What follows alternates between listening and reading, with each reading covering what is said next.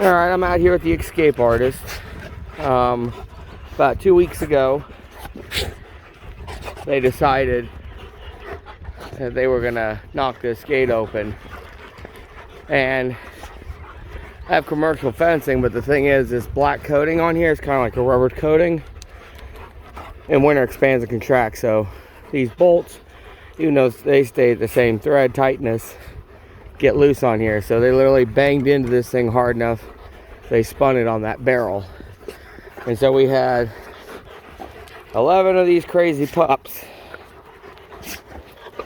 running around, not exaggerating, this. There are no neighbors. The closest house to my house is 0.8 of a mile, 800 feet in elevation down below me.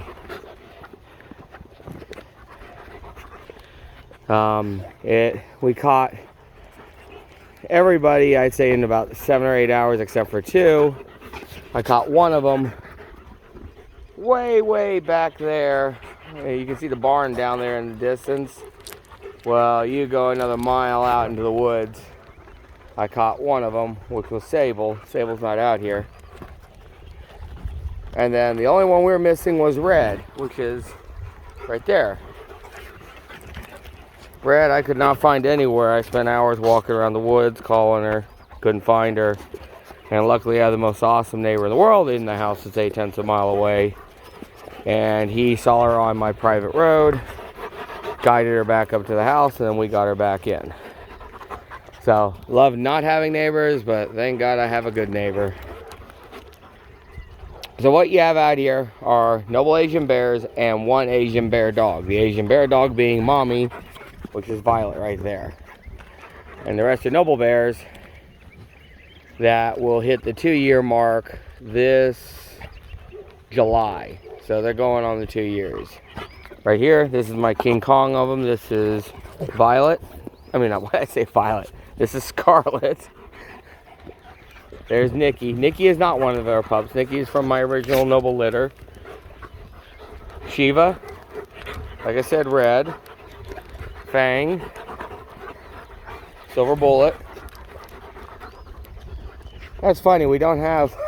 Sable's not out here.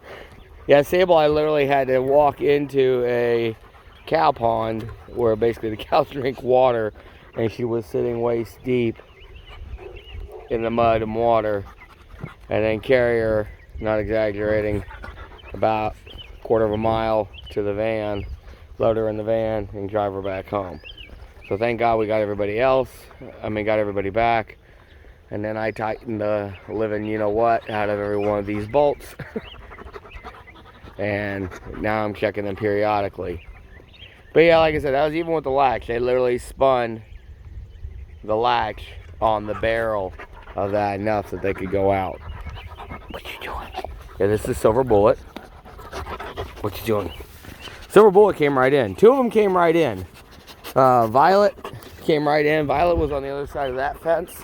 Yeah, not this black fence, but the fence back there that's going up the slope. She came right in. Silver Bullet was right here on the other side of the fence. She ran right in. The rest of them, nah. We saw a whole bunch of, well, when I say a whole bunch, we saw most of them. You can see the house right there. That's my 2-bedroom house. And the garage. Well, there's a road up there behind the pole. Most of them we saw way back there, and that's where we caught a few of them. And at that point, I wasn't using the van to bring them home, so I was carrying dogs home from way over there, and not a single one of these dogs is less than 100 pounds. I mean, like Scarlet's fat butt, yeah, I'm talking about you. Scarlet's probably a good 120 at least. She is the tank of the group. Oh my God. But like Violet, I know Violet was 103 pounds, and that was after, I'm sorry, right before she got spayed, because she's retired.